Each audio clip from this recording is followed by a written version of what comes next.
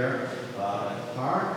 And I just, before I introduce today's speaker, I just want to briefly review our programs here with you. We do have the July Bring Your Own Lunch presentation list done up now here. Okay, so it's the orange flyer, which is downstairs in the back of the room here as well. So we have 5 Wednesdays in July. So we have a different speaker for each of those Wednesdays. So we hope to see you here for those as well. And please do share the information with others who may be interested. Next week, to close us out for June, we'll be having Anita Kiley from the Lawrence History Center, and Louise Sandberg will be with her as well, a retired archivist at the Lawrence Public Library. Some of you know her, okay? So they'll be doing a joint presentation next week on the Lawrence History Center and archival work, things like that. Anita will have some items with her from the Lawrence History Center, which I'm sure will fascinate all of you because they'll deal with the history of Lawrence. And then the narrated boat tours of the Merrimack River begin on Saturday, July 13th, and continue every Saturday thereafter until August 31st. A couple of them are already fully booked. Some of the others are partially booked. So, if you're interested, contact us or see us as soon as possible to get your name on the reservation list. Okay, Tom. And after this week, there'll be less people booking, so make sure you book. There was a shark found in the Merrimack River. Jack on Morrison's Clean River, there's the canal, they found the shark. Okay. Where's it going? Well, yes, I know, really. Well, unfortunately, they found the plane in the river yesterday. That was on Saturday. The shark was a remote control shark rocking the clay. Okay. Thanks for clarifying that. And then 2 weeks from tomorrow, I'm going to quickly, the 18th annual Old Fashioned 4th of July celebration, right? So we'll be having the barbershop quartet this year for the entertainment here, and we'll be having the other activities as well that we normally do, the flag raising ceremony, the parade around the park, the public reading of the Declaration, the luncheon, the raffles, the Best Dressed Patriotic Contest, okay? So we hope to see you all here for that, and please tell others about it as well. And then on the green flyer, we have the walking tours here. And I know with the weather we're having right now, not too conducive for a walking tour, but these are on the schedule, for summer of 2024. Okay, so again, these are all available in the back of the room and downstairs as well. Okay, so today we have our DSS, Business Services Supervisor, who has been the current DSS, who has been with us since March of this year, who will be doing a presentation on the Peace Corps, the then and now. And he also he actually did serve in the Peace Corps, so he has the actual experience there, being in the Peace Corps, instead of just, let's say, researching it to tell you about it today. He actually did serve in the Peace Corps himself. So I will now bring on Matt Hagopian, our Business Services Supervisor, to talk about the Peace Corps then and now. Thanks, Rich. Okay. Well, thank you for that, Rich. I really appreciate it. Yes. Thanks, Tom. Thanks, everybody, for showing up today. I've met a lot of you, but some of you I haven't. As Rich said, I'm new in this position here. I'm a middle school not social studies, science teacher by trade, but I do have an interest in history. As Rich said, I do have a connection with the Peace Corps that I want to explore. So I'm gonna preface this. Way to go, technology. Okay, there we go. By saying, I'm by no means an expert in, historical development. I know a little bit about it. I've researched a little bit. For some of you, the beginning part of this is like, okay, I kind of do that. I don't with also the intent to kind of go a little deeper into places. If you want to talk deeper about it afterwards, to really get into policy stuff, I can certainly have that conversation with you. And what I'll attempt to do is do that and sort of pivot to some more personal experiences of my time there. So let's begin. Okay, so what you notice right here is, first of all, the original Peace Corps logo, which was established after a nationwide poster contest in 1971.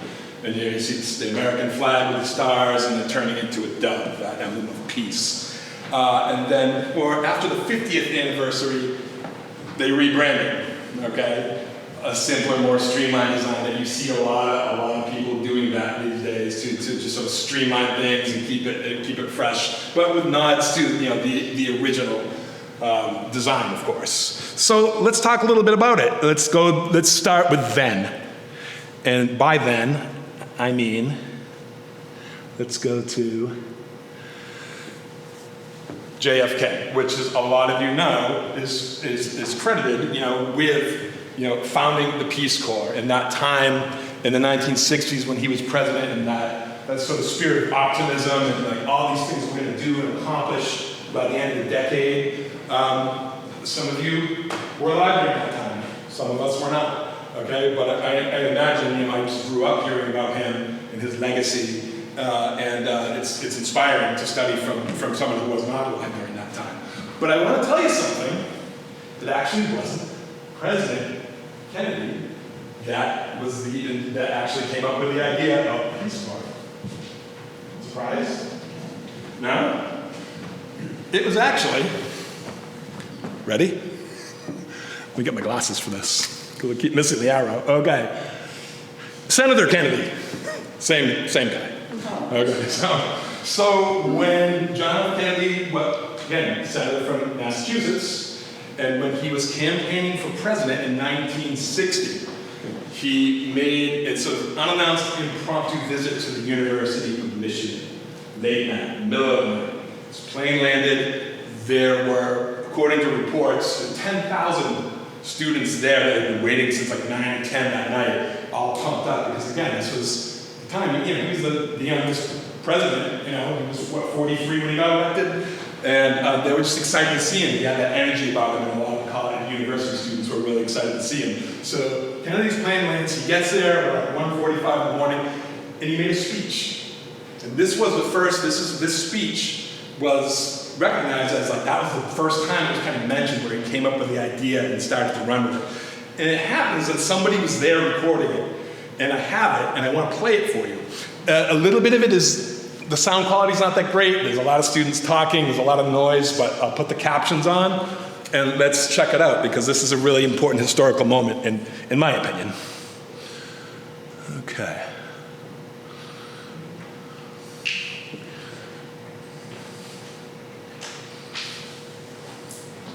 Ann Arbor had its first visit from a presidential candidate in about 20 years early this morning when John Kennedy arrived from New York City. Crowds had been gathering since about 10 o'clock last night. The senator arrived at the Michigan Union at about 1:45 a.m. this morning. Some 5,000 persons were on hand to greet him at that time. I want to express my thanks to you as a graduate of the Michigan of the East, Howard University.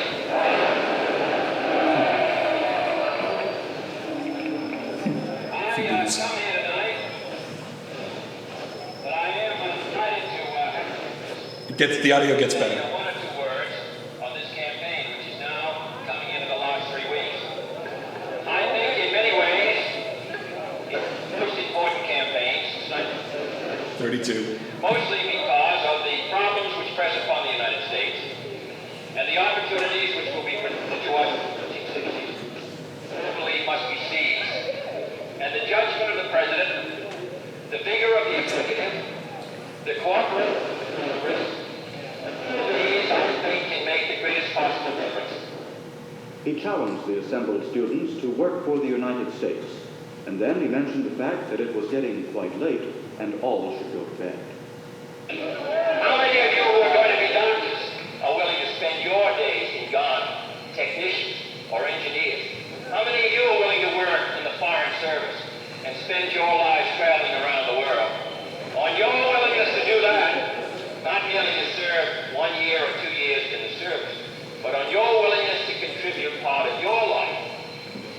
country, I think, will depend the answer whether a free society can compete. I think it can, and I think Americans are willing to contribute. But the effort must be far greater than we've ever made in the past. And therefore, I'm delighted to come to Michigan, this university, because unless we have those resources in this school, unless you comprehend the nature of what is being asked of you, this country can't possibly move through the next 10 years in a period of relative strength. So I come here tonight to go to bed, but I also come here tonight to ask you. They didn't like that. To ask you to join in the effort. This university.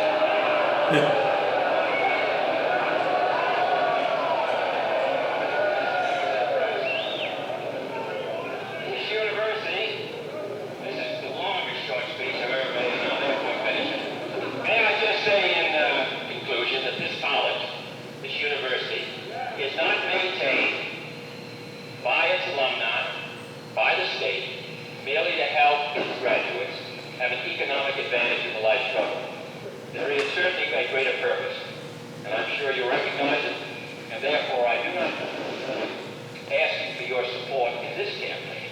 I come here tonight asking your support for this country over the next decade. Thank you.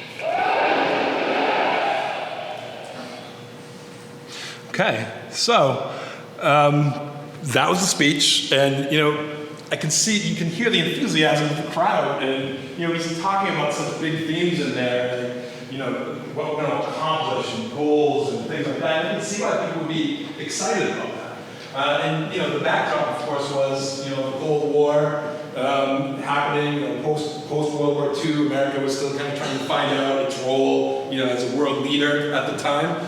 And he was someone who kind of stepped onto the stage and thought really big. And again, I wasn't there, but just from hearing from family members of mine, who kind of grew up during that time, and the respect that they had for that, and the excitement that was around at that time. So, what happened? Well, as we know, Kennedy got elected. He won the election in 1960, and right away, almost right away, this happened very, very quickly. On March 1st, 1961, he signed an executive order, and you can go on the National Archives and look at it. It's only like 2 pages. It's pretty brief, talks about funding. And it actually, when the Peace Corps started, it was part of the U.S. State Department. It's not anymore. We'll talk about what happened to it. At the time when they established this, and there's a little bit of talk in the document or whatever that I won't get too much into, but even to this day, they have to be really careful. They're like, these are volunteers, they're not diplomats, they're not doing intelligence. They had to be really careful and kind of spell that out so there was no kind of confusion as to what the role of these mostly young people were doing in foreign countries. All right, and that continues to this day, and I'll talk about that later. So Dean Rusk was Kennedy's, he was, I believe, from Georgia, Kennedy's Secretary of State. And he, a quote from him, he talked a lot about this fact and trying to draw that hard line to be like, these are volunteers, these are not intelligence gatherers or diplomats. But he said, if the Peace Corps can let other peoples find out what this country is all about, we shall be surprised to discover how many allies America has all over the world. This was from a speech that he made to the National Advisory Council. And again, very early on, still in May. So executive order in March, they're kind of gearing up in May, and it happened very, very quickly, especially by today's standards of how long it takes for things to kind of go through. And so Kennedy, 3 days after actually the executive order was signed, appointed the first director of the Peace Corps, which was his brother-in-law, R. Sergeant Shriver, the R for Robert, but he went by Sergeant Shriver. He, of course, was married to President Kennedy's sister, Eunice Shriver, and an interesting sort of side story on him. Apparently, when he married into the Kennedy family, he didn't quite know what he was getting into, but he was actually a really popular politician in the Chicago area, in Illinois, and he got so popular, especially he got hooked into like the daily, political machine there. They wanted him to run for governor. Well, Joseph P. Kennedy the patriarch, said, no, you can't run. Why? Because Richard Daley and Mayor of Chicago, Catholic, okay? You are Catholic. You'd be the governor. And my son, John Kennedy, is running for president, and he's Catholic. And people will see that and be like, too many Catholics in Illinois, and he'll lose the presidential election. So basically, Joseph P. Kennedy said, you can't run. And he said, okay. So that's how it kind of goes when you're in the Kennedy family. You go by what the patriarch says. But anyhow, he was he got things done very quickly. And almost immediately, by the end of August, the first volunteers showed up to Ghana. And I'll show you some maps in a little bit, kind of telling you where some of these places were. 51 teachers who were going to work with kids in schools there. And then after that, it just took off. And by the end of the year, he took those original 51 and he had over 500 volunteers going in 9 host countries.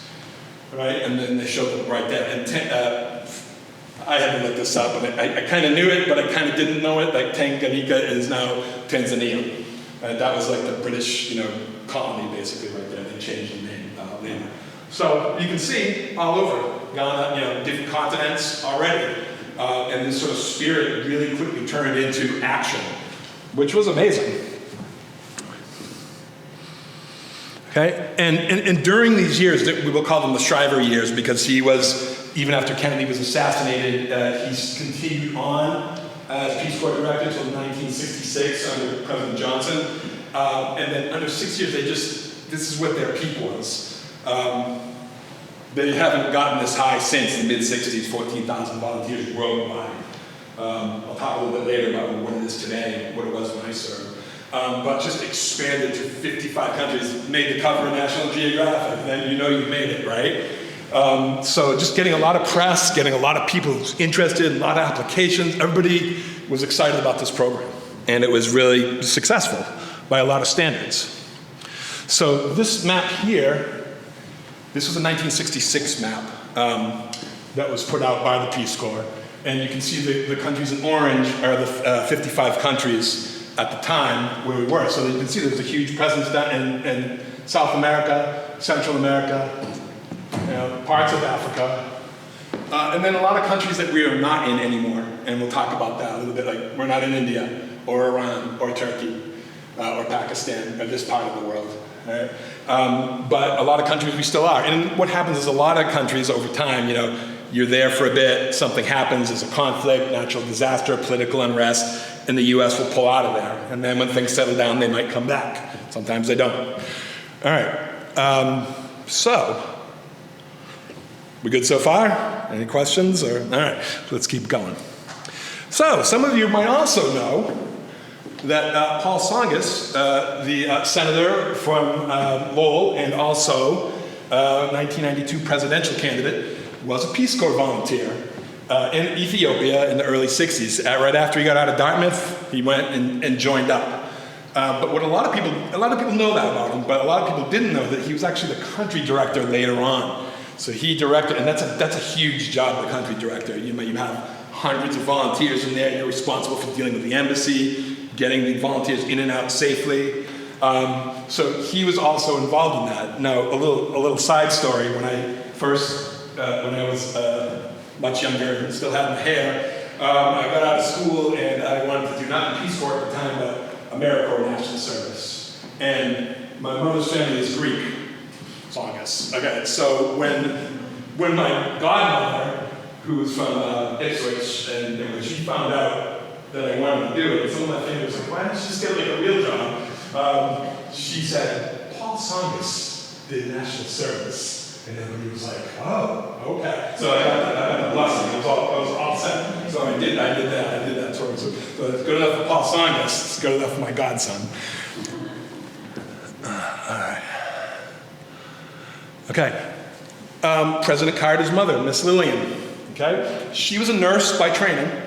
And then she served as a Peace Corps volunteer in India. She actually worked, from what my reading up on her, worked with patients who had leprosy there, among other things too, but she specifically worked with patients who had leprosy, and she was there as a volunteer in the late 60s.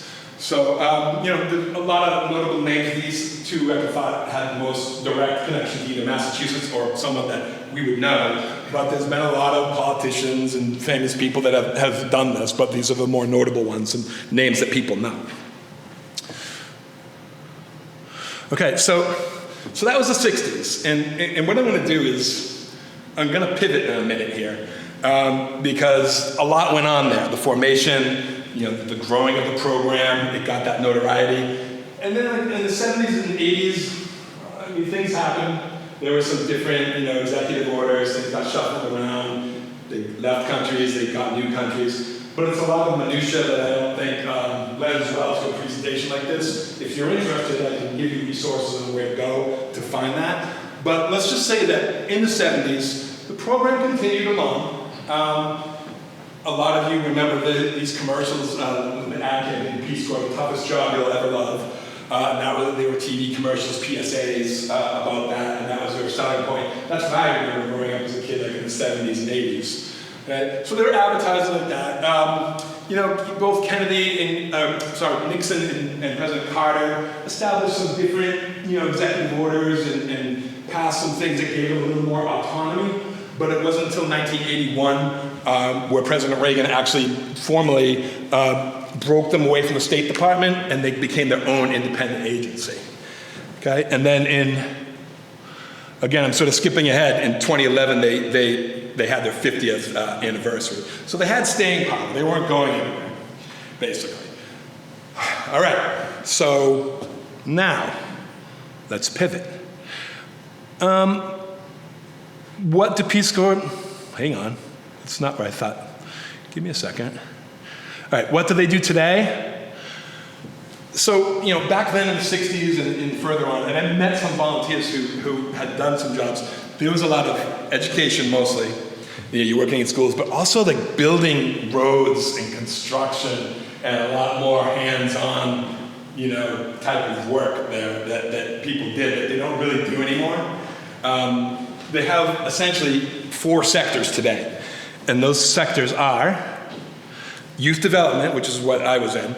And that's a pretty loose term. It's youth development / education, but youth development could be anything from, working in sort of like a Boys and Girls Club type of thing, or youth and sports ministries, things like that, in clubs, not necessarily in a school. Their other areas are, why isn't that showing up? Agriculture and the environment. So they are still doing some planting, doing environmental work. That has not changed since the beginning. Public health, especially in parts of the world where there's diseases that they have not gotten under control that are in control in developed nations like the United States. And economic development, or mostly working with small businesses and small business owners and cooperatives and things of that nature. So today, those are the 4 sectors. And when you when you sign up, you choose one of these sectors to work in based on your interest or experience. Okay? And right now we are in all over the world, in over 60 countries. And currently there's about, they're building back up to pre-pandemic levels where they had, before the pandemic, 7,000 plus volunteers. They're not quite back to that yet, but they're getting close, in the 5,000 or 6,000 range now. So they're making a comeback slowly. It took a while to rebound from that. And so they go all around the world. And these have not really changed. They call them the 3 goals, okay? One is helping countries that are interested, in getting trained people to kind of help them with those 4 sectors that I talked about. Goal 2 is promoting a better understanding of Americans on the groups of people that you serve, so cross-cultural stuff, okay? And then the 3rd goal, helping promote, instead of the reverse of this one, help promote a better understanding of other people's on part of Americans. So it's kind of flip-flopping, like we need to know them, they need to know us, and you get that cross-cultural understanding. And one of the programs that I don't talk about here, but it just popped into my mind, is something called World-Wise Schools. So when I was there, I actually did like a Zoom meeting with some American students, telling like what's going on here. So just promoting that cross-cultural understanding. Okay, so now, I have this thing like set on what is my connection to the Peace Corps? Well, Rich alluded a little bit to it, but it comes down a little bit for me in this equation, simple addition equation, 45 plus 45 equals 90. So I'll tell you a little story, and this is how my connection sort of started. I didn't really grow up, like some people I met, like, I wanted to do this since I was a little kid, since I was this tall. I was like, like I heard about it. I did the national service here in America, but I never really thought about this that much. So when I was 45 years old, I was, as I said, a middle school teacher. I was working for the National Park Service in Boston, working with Boston, like 5th and 6th graders out in the Harbor Islands. And we're walking, and middle school kids, they love to try to guess your age. And so we're walking along, and I had this one kid, his name was Jackson, and he was like, Ranger Matt, how old are you? And I said, whoa. Okay, hang on. First of all, I just want to let you know, some people don't like you asking what their age is, so just know that. Don't go around asking people what their age is. But I said, second, I don't really care. So I'm like, how old do you think I am? And I got all kinds of crazy answers from the kids. They always said, they're like, 100? Like, whatever. I'm like, come on. So it was the first lesson. If someone says it's okay to ask their age, it's just a little bit lower than what you think they are. But don't go too low, because then they'll know you're just lying. Okay? So, and okay, yeah, I'm 45. At the time I was 45. And he's thinking for a minute, it's kind of quiet. And he goes, that's halfway to 90. And that is the exact, most people don't know this, but that was the exact moment that I pinpointed that my midlife crisis began. Right there and then, thanks to Jackson. And I was like, oh my God, like, he's right. And I was really like, it hit me. And so I was just like, man, I'm gonna reevaluate my whole life right now. So this is something I actually wrote in my essay, and I told that story. And I was like, I've done a lot, I've seen a lot. And when my son got out of college in 2018, I had it planned out a little bit beforehand that I was like, I want to do this. Just because I've never been out of the country, I've met a lot of people from different places, I've taught a lot of students from different places, but I was like, I want this, I want to do this. And something that sort of cemented it for me was this one. Okay, her name is Alice Carter, and she's from Boston, and she served in Morocco from 2015 to 2018. At the time, she was 88. She wasn't the oldest Peace Corps volunteer to ever serve, but at the time, she was the oldest currently serving. And the way I found out about her, I happened to be listening to WBUR NPR radio, and they did a piece on her, and I heard it. And I'll play you some of it. It's 6 minutes, so I won't play the whole thing unless you want me to. But I was just like, wow, I was blown away by this. Okay. You're about to hear from a title holder. We called her up far away, and first things first, happy birthday, Alice. Yeah, I can't believe it. Here I am, 87 years old. I don't even know how I got there. But I'm not the oldest volunteer that ever served in the Peace Corps. 20 years ago, there was a guy in Ghana who was 90. So I'm second. But right now, I'm at the top. This is Alice Carter speaking to us from a village outside Rabat, Morocco, where she is, yes, the oldest person currently volunteering in the Peace Corps. She's a Bostonian with 6 kids, grandkids, and she says she's been interested about the world for a long time, since 1939, when her father sponsored a Jewish refugee from Germany who told her why he fled the Nazis. Since 1960, when she heard JFK urge young Americans to dedicate themselves to peace and progress around the world. And I was there with no college education and up to my eyeballs in diapers, and I thought, gee, I'd like to do that, but it's not going to happen. But it was like a little blip, like when you fall in love with somebody and, that little blip, that click goes off, and you say, that's for me. And so the Peace Corps was kind of like, that's for me. But there was a lot of road to travel before I got there. You lived all this life. You were involved in the civil rights movement and in counseling people through addiction, and you have a long kind of history of volunteerism. Right. But like you said, you had 6 kids, you were busy raising a family. So what happened in your life that the Peace Corps became an option again? I mean, did someone plant the idea for you, or did you see an ad? What happened?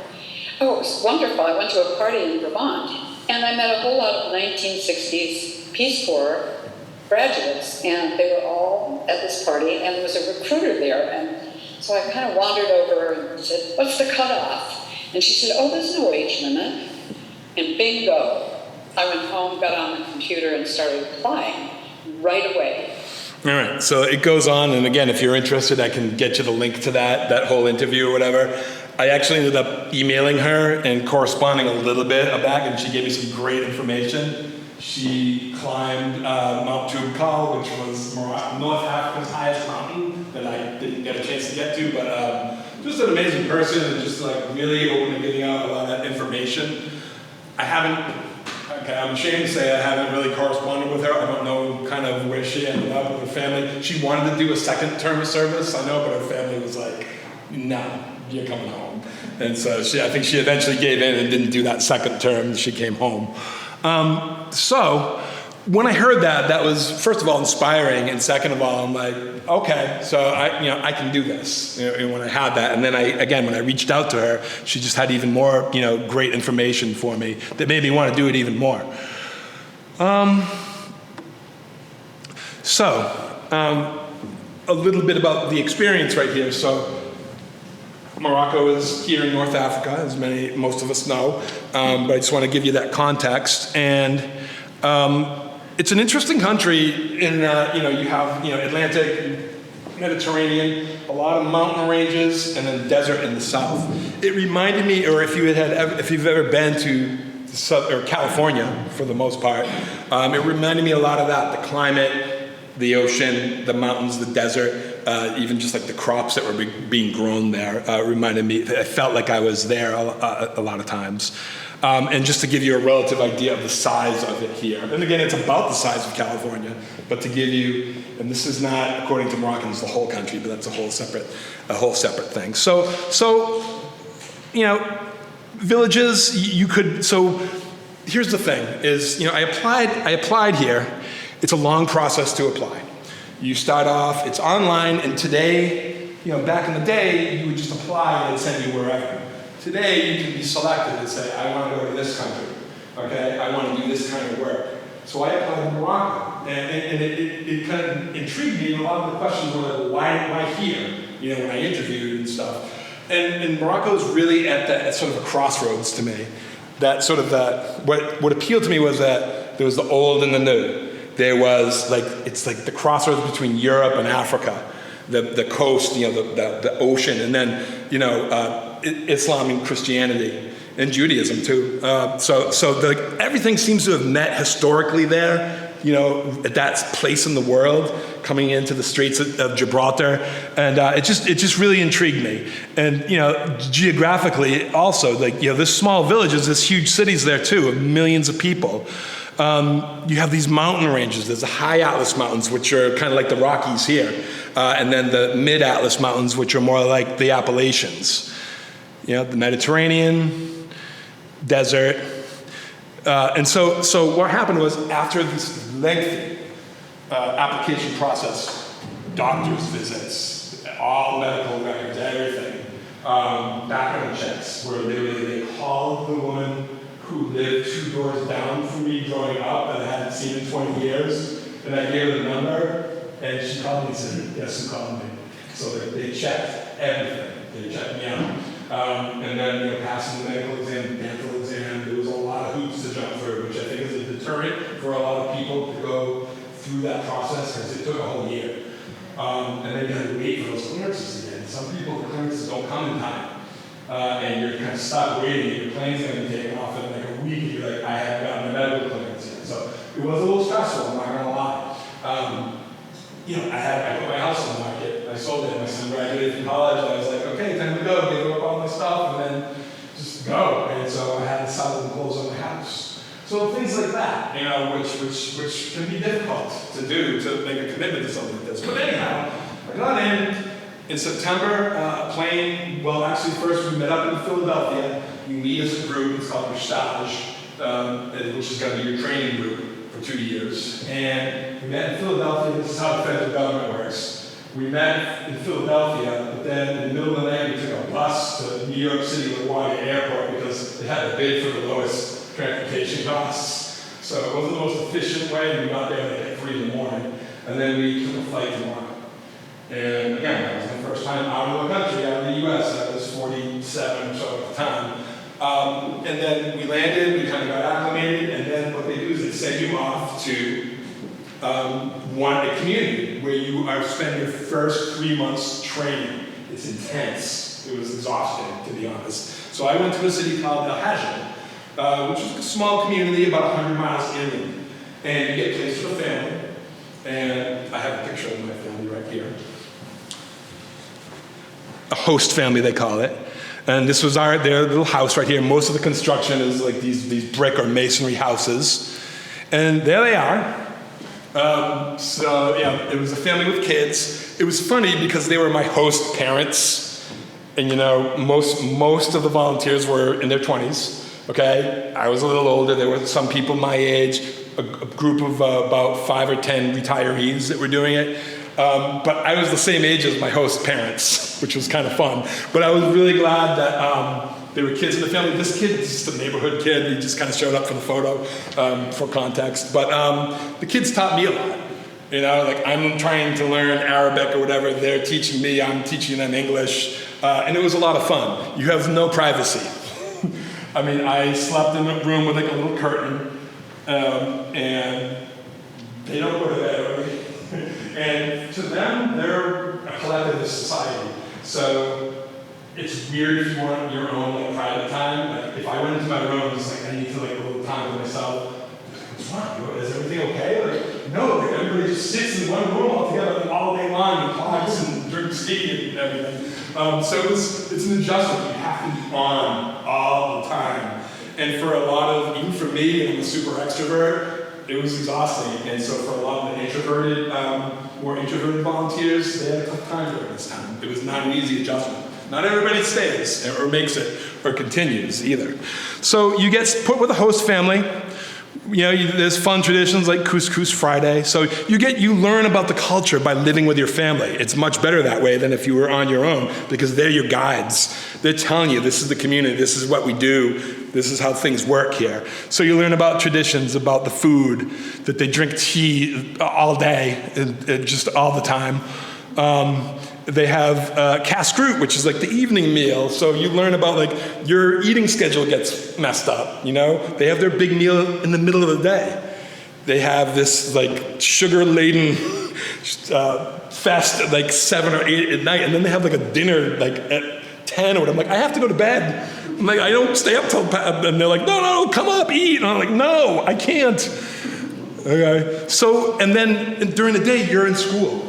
You have a language teacher, a language and cultural facilitator, and you're just learning the language. For me, it was Moroccan Arabic. It's called Darija. It's a street dialect, so it's not taught in schools. Standard Arabic is what's taught in schools. That's what the whole Arabic world uses. But if I spoke in Darija to someone from Egypt, they'd be like, "What are you saying?" You know, there's no connection to it. So, and it's a tough, and obviously the script, I tried to learn it. We're talking survival language here.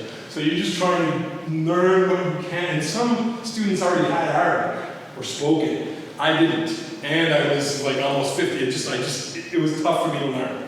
Okay? But I did. And you know, they send you out in the community. You have to like do these exercises where you go into a store or do something. And just get out there and do real life, like, okay, figure it out, you know, talk Arabic to them.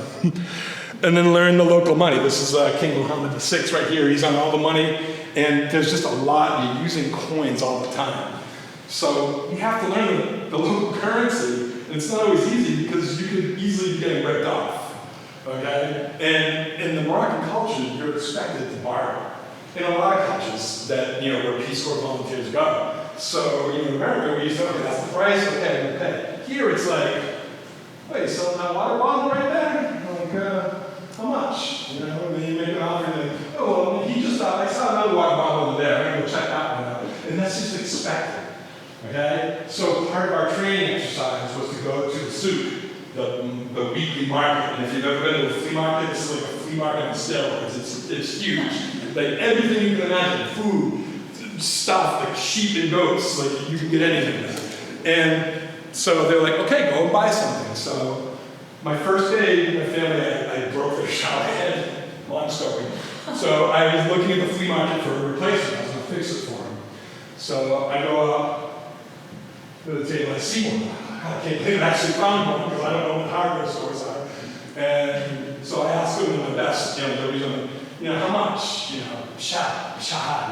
And he tells me that it was like 12. Okay? So I'm like, okay. And so this is where I got messed up. The words in Darija for 10 is Eshra, 20 is Eshrin. To me, they were the same thing. So he was like 12, and I said, oh yeah, okay, Eshrin. So I bargained him up to 20. And he then looks at me like, what? And my classmates will be having a knock on me. And I'm like, Eshra, like 10. And he just like shook his head. And so, I got it for 11. So it worked because he had hit it. Okay? But just little things like that. You're a volunteer, you're in another country.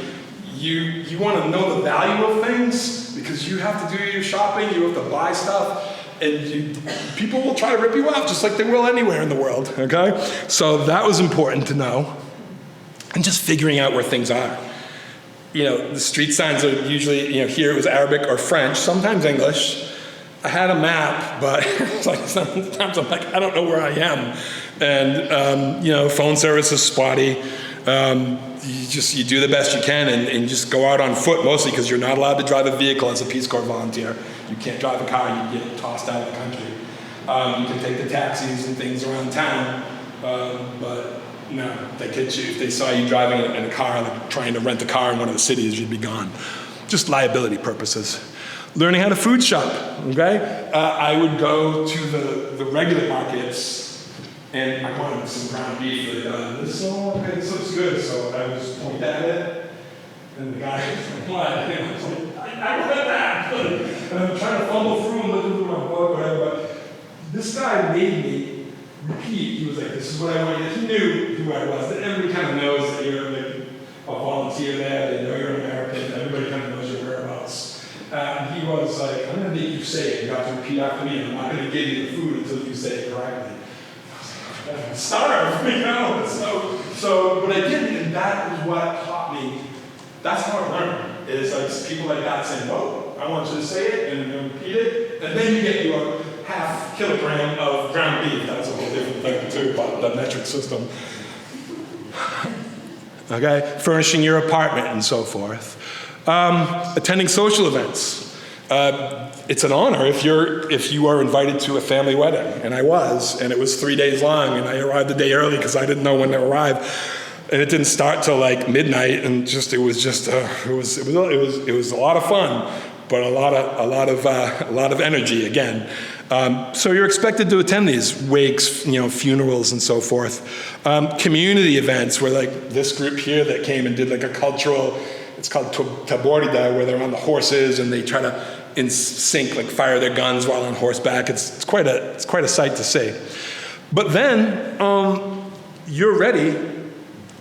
Actually, there's a step in here that I kind of forgot. Is that after you're done with your 3 months of training and you take your language test, you get moved to another community, which is a little bit of a shock because you just got used to this place. Okay, so I was moved to another community not too far away called Azra. Other people were just spread out around the country. And then it was time to go to work. Here's your assignment. Okay, so you're going to have to live with another family for a little bit, but you're going to find your own place. You're going to go to work. I worked in what was called a Dar Shabab. Literally translate Dar is house, Shabab is youth. It's like a boys and girls club. But there are also after-school programs. As you can see, they didn't have a lot of resources. The kids, they wanted to learn English, so we did stuff with, colors. A lot of colors. So many colors to teach. And it's very loose there. Some days I would show up and the door was chained and I didn't know why. And I walked all the way up the hill like an hour and I'm like, where is everybody? And I walked home. So it's a lot of, you have to be very comfortable spending a lot of time by yourself. And there's a lot of downtime, but then there's also that thing too where people are knocking on your door and inviting you to social events and you have to be ready to just deal with that too. So like I said, that's part that is tough for a lot of people to adjust. A secondary project I had, we were near mountains. There was a lot of people in their 20s that were just kind of hanging around. They had already graduated. They couldn't find jobs, and they're like, we want to do something. And so we talked and we met, and we're like, let's go hike, And so we went into the mountains and we started a little hiking club. And Peace Corps has things where you can, so, out of my American money, I could have paid $20 for the taxi to take us to go hike, but you're not supposed to do that. This is a whole thing, like, how are we going to get the money? How are we going to fund this or whatever? And so we work together. Oh, my cousin drives a taxi, he can do this, and then, we'll help him out with doing something else. So that's how it's supposed to work, not top down, but from the community up. And then forging new partnerships. You're always looking for different people. I saw this van, and there's monkeys in Asbury, but that's a whole separate story. And I saw this logo on it, IFAW. I'm like, why do I know that? It's the same group that's on Cape Cod that rescues dolphins and whales, International Fund for Animal Welfare. And I'm like, what are they doing here? So I went and met the person, and they were doing work with the local monkey population, and there were poachers and things like that. So I created a partnership with them, and we did some work, and we had our hiking club come and talk to these people and just get information. So you're always on the lookout for these kind of how can I connect with people? And then just enjoying these moments, because you're here, you're in this other part of the world, and I was just sitting up on my roof one day, and it was just like, wow, this is a great sunset. So you take that time, and you got to step back sometimes and be like, I can't believe I'm here. I can't believe I'm doing this. I can't believe how lucky I am to have this experience. So just enjoy it while you're there. And that's really it. I mean, I can talk. I have some, if you're interested, I have what they gave us, which was a packing list, which is very hard to pack for 2 years in 2 bags, everything you need. And I must confess, I had to have my mother help me pack because I had freaked out the night before. I'm like, I can't fit all this stuff. So she packed my bags for me, and I was 47 years old. I have a flyer we did for our hiking club. And then when you get out of the Peace Corps, you have certain federal job preferences. And they give you this official document, which is your description of your service, which you have to give. So this just tells us a little bit about that. So if you're interested in any of these, feel free to take them. And then I kind of want to open it up a little bit to any questions or anything that you have, or feel free to come and talk to me later after if you need to go. But thank you very much for your attention, and I had a lot of fun. Thanks.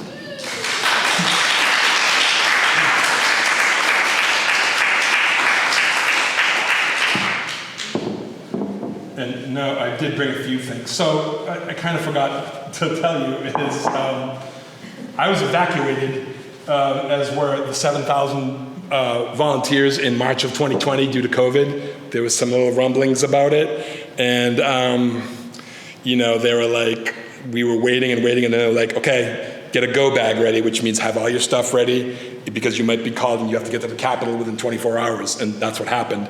And they said, get everybody, and I was a regional warden for safety and security, so I was in charge of the phone list saying, hey, you need to get to this checkpoint, we're all gonna meet, we're gonna take a bus, get there, you have 24 hours. And following up with a lot of people who didn't really have that sense of urgency, and I had to be like, listen, you're gonna get stuck here in the country.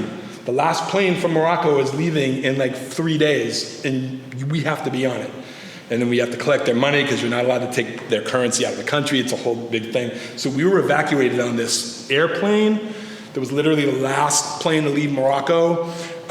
It was unmarked, no Delta, nothing on it, just white plane with people on it that didn't have a uniform or whatever. It was all embassy staff and their families. It was surreal. It was just bizarre. And then I got kind of dumped back here in March of 2020 with everybody else here. And what are we going to do now that the world is falling apart? So that was a tough re-entry. But so I had to leave a lot of stuff behind. The only thing I got back was this little tagine cooking pot, which you're welcome to come up and take a look at. And this one little cool bowl I got at the soup, which is broke, and I had to re-glue it.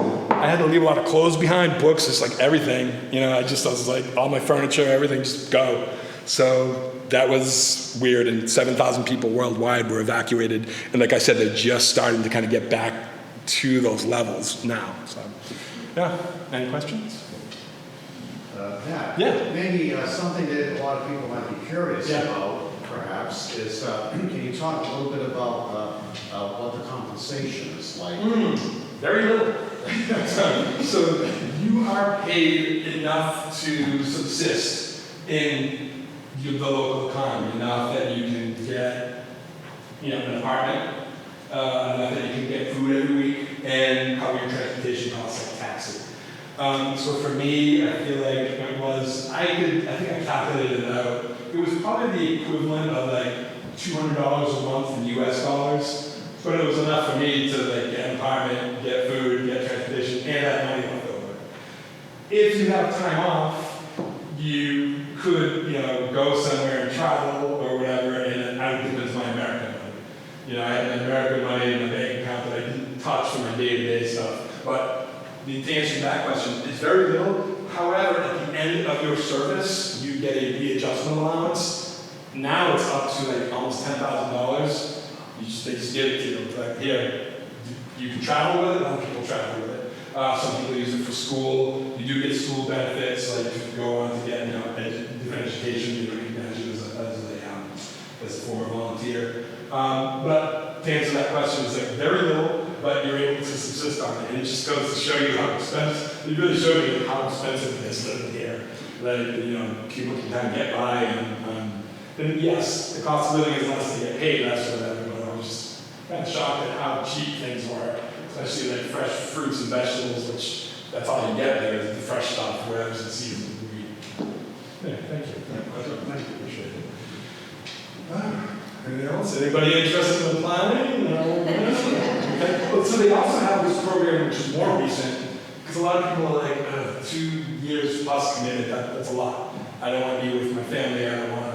They have something called Peace Corps Response, which is a shorter term. It's meant for people with more sort of a professional background that have some experience in the working world. Maybe they're retired, maybe they're not. And they're short assignments that are like kind of experts in the field. 3 months, 6 months, maybe 9. So you go in, you help them out as a very specific assignment, and then you're done. So it counts towards your service or whatever. So that's relatively new, and a lot of people who have that life experience are interested more in that. They don't want to be away for a long time, because it's a big commitment.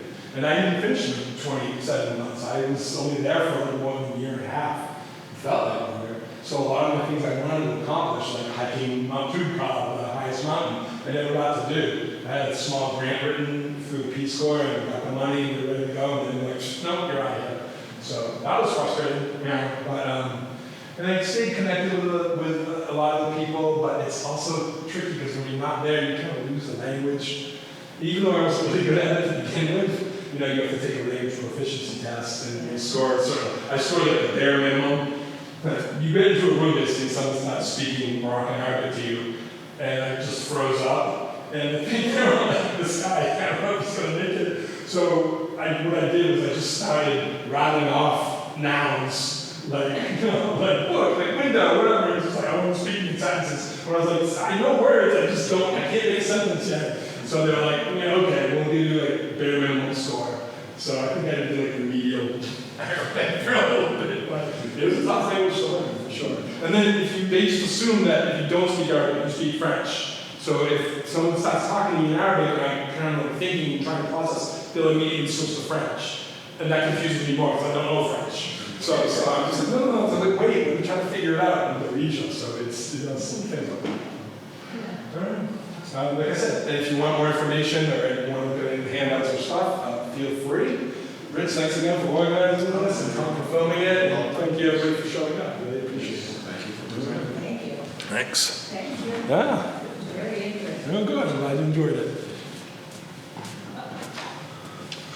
Oh, the nice plan. Yeah, and we're gonna sign up. Come on, maybe I'll get like a bonus through that one or something. Yeah, this will tell you if you go on the Peace. It's like peacecorps.gov. Here's a question. Oh, question. Sorry. Hey, yes. Yeah, you mentioned like an extensive background check. What's something that would disqualify you?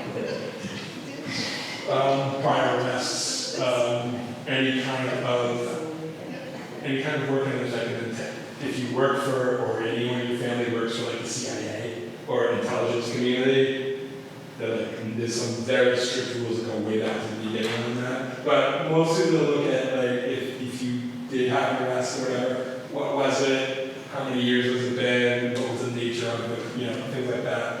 And also, there's also like if under certain circumstances they might have to do like a mental health screening or something like that for some people as well. So, but yeah, I mean, I knew people who, you know, misdemeanors and things like that, that was fine, but if you had been convicted of a felony, they might be like, yeah, sorry. Yeah, good question. Yeah, there's a lot of those little things, like I said, the background checks and stuff were very extensive. Yeah, so let's see, volunteer. Let's see what the volunteer openings are right now. I really want to sign someone up today. No? Rich? No? Lori? The presentation won't be complete I can't. Nobody can leave till someone signs up. No. unless you get somebody to sign up. Why can't I get to this right now? Yeah, but check their website out. It's pretty interesting, and it has stories from around the world. And like I said, here's some of my. But it was really hard to pack. It was really hard because you don't know where you're gonna end up. Are you gonna end up in the mountains where it's cold? Are you gonna end up in the desert? And so you're packing these 2 bags and you have to get a little bit of everything. I mean, yeah, you can buy like used clothes with the suit when you get there, but again, those are I went there trying to buy some pants and it's all European sizes. And like, I don't know what you can just try on in the middle of like a flea market. So I was like, okay. It was tricky. And then they'll take one of your bags for 3 months while you're in training. So everything you have for 3 months has to go in one suitcase. The other one they take, and you don't get it back until you go to your site. And that was a lot of stress too, because they're literally just, they don't know where you're gonna be. You know, everybody's like, where am I gonna go? And they have this big map, and they're like, okay, Matt, you're gonna go to Asro. And they clock, so then you go out and you're like, okay, now what? So you get a cab and you just have your stuff and you go there and you show up and you look for an apartment. It was sometimes I'm just like, I can't believe I survived. And I can't believe some of the people I volunteered to survive because it was tricky. And honestly, I think they sent me to a little bit of a bigger site because my language was so bad. And, well, they also knew I had an interest in like hiking and outdoor stuff too. So they're like, let's put it somewhere because it was near a park, it was near the mountains. A lot of people do hike there, so they probably figured that out. But it was a little easier for you to adjust as compared to a very conservative community where even like my short as a man, even the short sleeves, like no shorts, no shorts. They're very big like how you dress there. And it's also, as an older male, I have a lot of privileges that female volunteers didn't. Just being, you know, I'm not gonna lie, there's a downside to it. There's a lot of harassment, you know, if you were a female volunteer. As an older volunteer, you get that automatic respect. And as a male, you more so in this country. You know, it's different everywhere, but it was kind of scary to see sometimes, like, you know, in the evening, I'd have to accompany some female volunteers back to the host families because they couldn't walk, they weren't supposed to walk alone on the street. So things that don't make any sense here in America, and we're like, why? Like, I'm fine, but no, it's different here. And that was tough for a lot of volunteers to kind of go, what do you mean I can't, you know, do this? And it really made me, you know, just little things like you get arrested for saying something about the king. You know, it really made you appreciate the freedoms that we have here, at least it did for me. Yes? So, we're not welcome in these places? I mean, it sounds like the reception was pretty negative. No, very. They're some of the most welcoming people, but culturally is where there are always the issues that come up where this is the way this culture is, and people are like, that's how we have to adapt to them because we are in their country. And for some people, they may see that as like, oh, well, I'm not welcome here. No, it's just the way the culture is there, and you have to kind of adapt to it. And I'm not saying that it's perfect. I'm not saying that there's not issues. There's racism there. There's, you know, there's discrimination, and just like there is here. But when you are there, you kind of have to bend and adapt to the way they work, especially things like. But you are, to answer your question, No, I never felt like I was unwelcome there. But that could be part of that. I'm older, that I'm male. In some countries, you know, it's just that's the way it is. I'm not condoning that or anything like that, but you see it, and you see it firsthand. And you know, I'm a volunteer there. I'm pretty powerless to change the local, you know, culture and the local behavior and things like that. So you didn't have like a footloose party at the end of it, or anything? No, we didn't do that. No. Tea, only tea.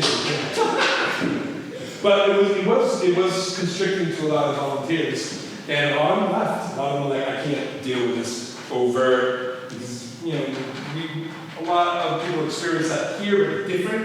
There, it's just overt. Like, especially for some of the young women who were just being followed by these guys back to their, you know, apartment, like arresting them. And for some young women, I'm singling them out, you know, just because that's something I saw. They were like, no, I accept it. That's not cultural. I mean, we just prey on women. I mean, that's not really cultural. It is and it isn't. It is like if your culture deems that that's okay, or that's accepted behavior, just like they smack their kids around the schools there. That's cultural. I saw kids get beat in a classroom. I'm a volunteer here. That's accepted behavior. And it was hard to see. And it was like, I don't want to do it, but they told us about that. And that's the whole part of this sort of culture, of this adaptation that you got to do. And it is, and it's not easy. And some of the things are not easy to see. Where it's just like, okay, this is where we are. And we're either going to be able to deal with that and navigate that, or I can't do this, and there we go. Which is what a lot of people did. And I think that's expected, too. Like, they build that into their numbers and so forth. Yeah, so it's not all, but, 90% of it was such a positive experience. I mean, you do see those things going on. But again, that's here, that's everywhere in the world. It just looks different in different places. Matt? Yes? Can you just tell us, so are there actual Peace Corps opportunities right here in the U.S.? So, historically, yes. After Hurricane Katrina in 2005, there was sort of the first sort of domestic Peace Corps. But mostly, domestic programs include VISTA, which has been around for Volunteers in Service to America, which is more established, and then AmeriCorps, which I did, which was established in the 90s, both by the first President Bush and President Clinton, both sort of have laid claim to getting that up and going. So that's more of a domestic service program. It doesn't have the vigorous, it's not 2 years, it's usually 1,700 hours. You get paid a small stipend and so forth. So there are those domestic service opportunities here. And again, the federal government is not the only game player in volunteering. There's church groups, there's groups, nonprofits that do this kind of work all over the world. So yeah, that's AmeriCorps and VISTA are usually the two that come to mind. So yes. When a Peace Corps volunteer is in a host country, it's in Rome, and something negative happens to that particular volunteer, be it health or any of those issues, does the Peace Corps organization deal with that individual, or does the State Department in that U.S. State Department deal with that? That's a good question. It would be Peace Corps. So if you do have a serious medical issue, you can be medically separated. We have Peace Corps doctors in any country. You have to go. In our case, it would be the Latin capital.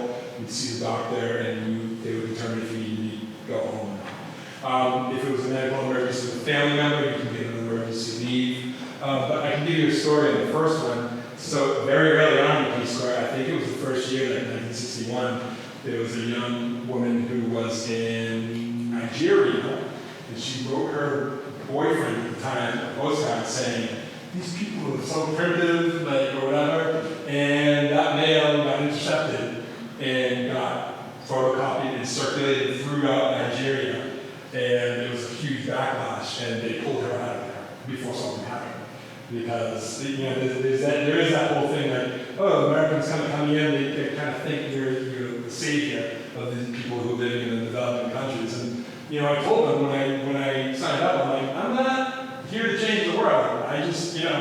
it's something I want to learn about people. I want to have this opportunity and, you know, to teach people what I know and learn from them. I'm realistic. I know I'm not going to change the world. So when you come in with that kind of attitude, it does rub people the wrong way. And yeah, sometimes people have to get pulled up for that. They do something just foolish, or like they get involved in a political protest, which is a big no-no.